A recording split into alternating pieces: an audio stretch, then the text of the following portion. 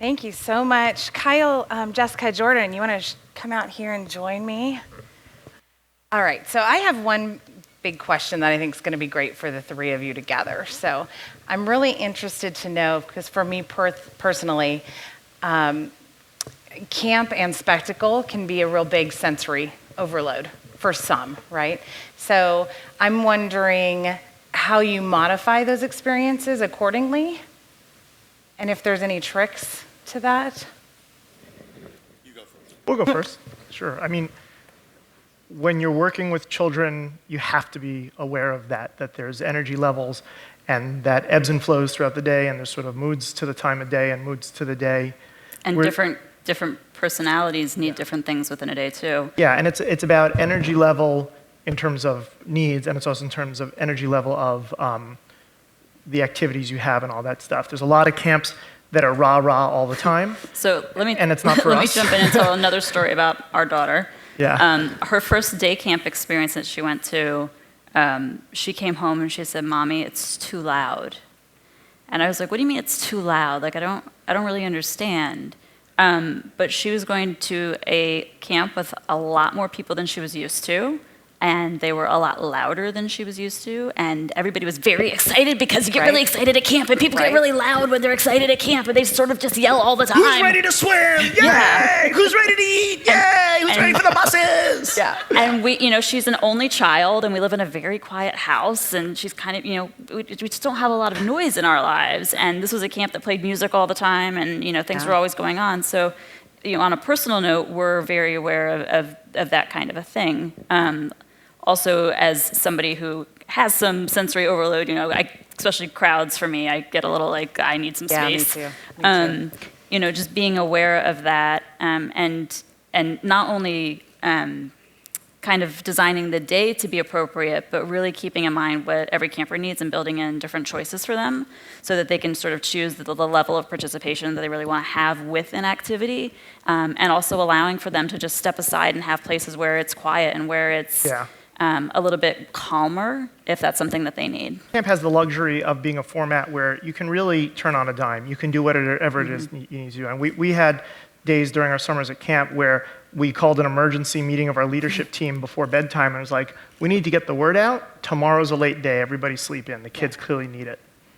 It's not an easy thing to do in your art form. Yeah. Yeah. It's interesting. I can't say that it's intentional to the topic, but it's been interesting listening to this today because I tend to go for, as I say, to create experiences that the audience has to kind of grasp to gasp. It's catchphrase.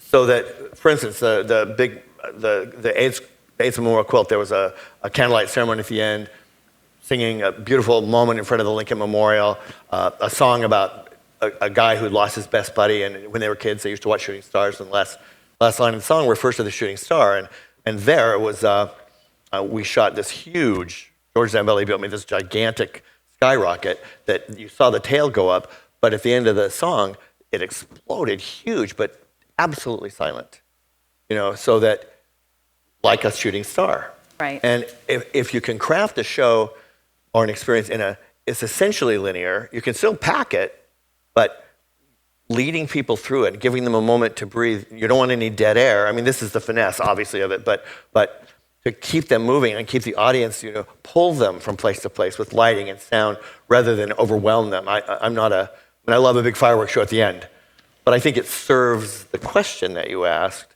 and I'm really glad that that's kind of the approach I reach for. But when I think of like autism and some of these other things, it's like, that's really cool. If you can create an experience that you don't need the sound for, or it's not so overwhelming. So, and going forward, these are things I'll keep in mind. I think allowing people to self-modify and make their own choices about adaptations is really important. I have one more question because I know we're running short on time, but I really want to hear your input on this. There's been some big trends lately on adult camping, glamping, all that fun stuff. So I would love to hear what you guys think the appeal is And is it just merely, reliving your childhood as an adult? Is it, childhood nostalgia? So I just wanted to hear your guys' comments on that kind of experience, because I've seen them. I've been like, oh, let's go glamping. Well, you This is should. awesome.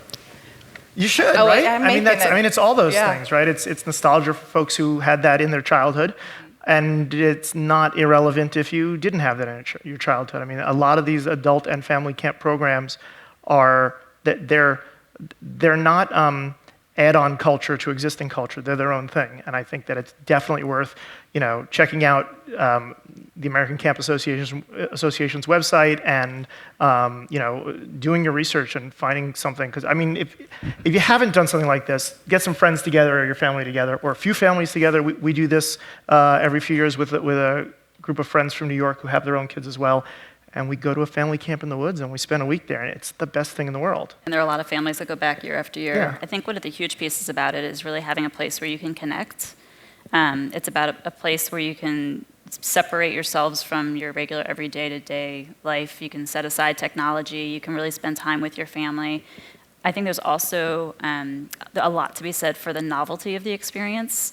Somebody described it before as the bubble of the experience, and really having a place where you can be a different person than you would necessarily be at work. For example, some of the things that Jordan did on the stage, he would never do at work, and I would because I'm crazy. So but really giving people a place to be vulnerable and to open themselves a little bit more and really create those connections and build that community with people that they care about.